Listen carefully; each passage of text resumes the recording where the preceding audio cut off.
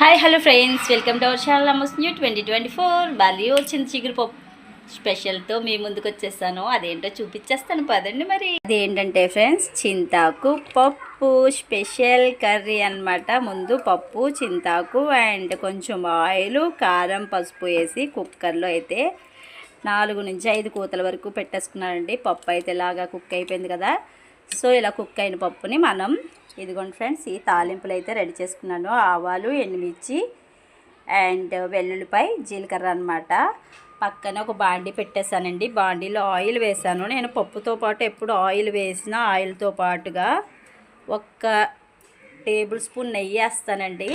తాలింపులు excellent taste వస్తుంది అనమాట, ఇంకా మామూలుగా. సో ముందుగా నేను వెల్లుల్లిపాయలు వేసుకుంటున్నాను. తర్వాత ఇది మంచి అరోమా వచ్చిందండి వెల్లుల్లిపాయలు. తర్వాత మిగతా పోపు కరివేపప్పు సహా అన్నీ వేసుకున్నాను అనమాట.